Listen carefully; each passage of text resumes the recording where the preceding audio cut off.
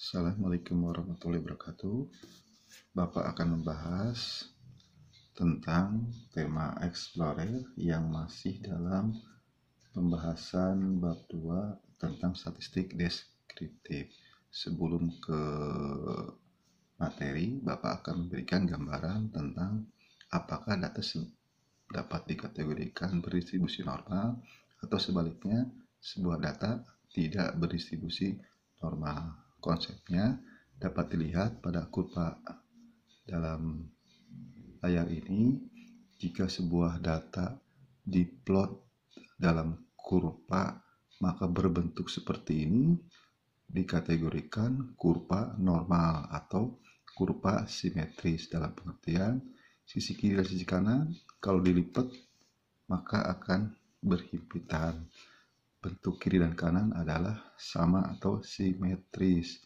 Maka sebuah data diplot dalam kurva dan kurva tersebut dikategorikan kurva normal, maka dapat dinyatakan data mendekati distribusi normal. Sebaliknya, kalau tidak mendekati kurva normal, maka kategorinya data tidak berdistribusi normal.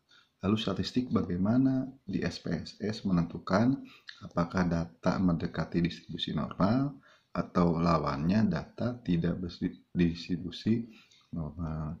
Kita dapat lihat di pemisalan sebuah kasusnya adalah ada dua. Kasus yang pertama seperti statistik deskriptif sebelumnya ada 10 data, dan nanti kasus yang kedua adalah kasus yang data yang 8 yang sudah dinormalkan. Ulangi, kasus yang pertama adalah kasus yang belum normal datanya, masih ada data ekstrim yang orang Amsterdam dan orang Baghdad. Dan kasus yang kedua kita akan mencoba nanti yang sudah dinormalkan menggunakan z-score yang sebelumnya di statistik deskriptif dibahas, yang hanya 8 orang, tidak termasuk orang Amsterdam dan orang Baghdad. Untuk itu ya kita mulai dari contoh soal atau cosok yang pertama. Jika datanya seperti ini, bagaimana apakah data ini tergolong distribusinya distribusi normal atau mendekati distribusi normal, atau sebaliknya data tidak berdistribusi normal. Caranya yaitu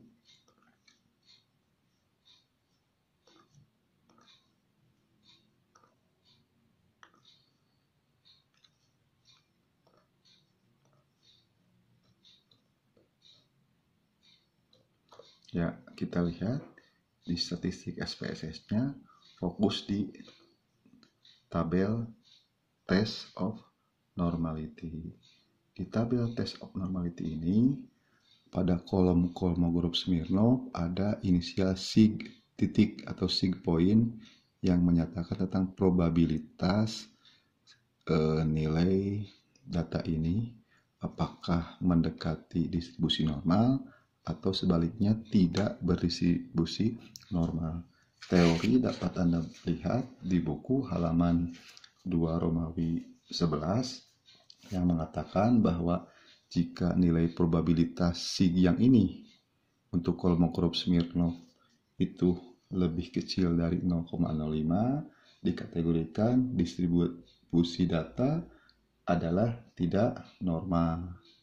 Lalu sebaliknya, jika signifikansinya lebih besar sama dengan 0,05, dikategorikan data mendekati distribusi normal.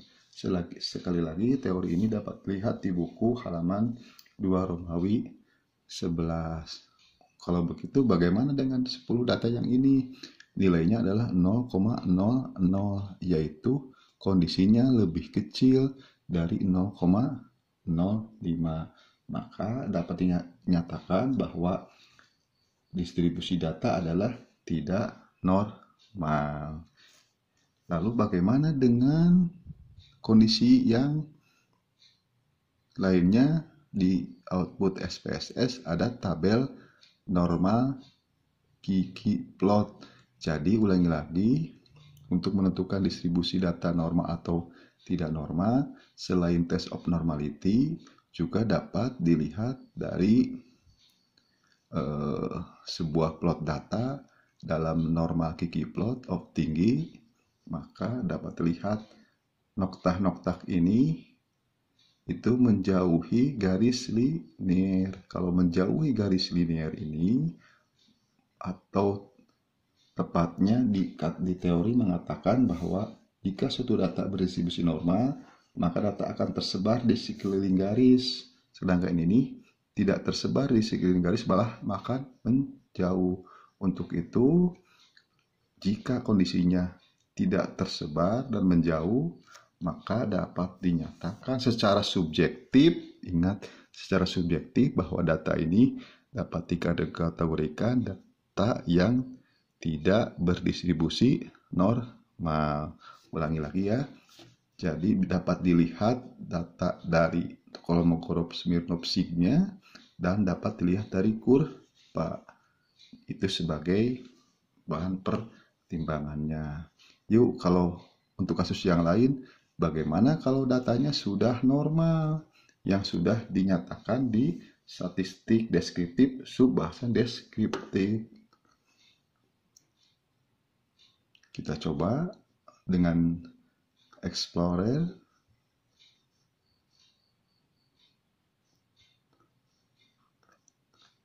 Dan kita lihat hasilnya. Nah, berdasarkan nilai yang kedua untuk kasus yang lain yang sudah normal, yang 8 data bukan 10 data, maka nilai Kolmogorov Smirnovnya adalah 0,2. Kondisinya adalah lebih besar dari 0,05. Kalau lebih besar dari 0,005, maka dinyatakan data berdistribusi normal. Tepatnya data mendekati distribusi normal. Lalu bagaimana dengan penilaian subjektif di normal Kiki plot of tingginya? Ternyata betul, menurut teori, noktah-noktah ini secara subjektif mendekati garis linier. Kalau mendekati garis linier, dinyatakan data juga berdistribusi normal atau mendekati distribusi normal. Demikian penjelasan dari Bapak. Semoga dari kasus 2 data yang 10 dengan data yang 8, dua-duanya dapat memberikan gambaran bagaimana menentukan apakah data berdistribusi normal atau tidak berdistribusi normal. Demikian, silakan pelajari di buku agar lebih mantap. Terima kasih. Assalamualaikum warahmatullahi wabarakatuh.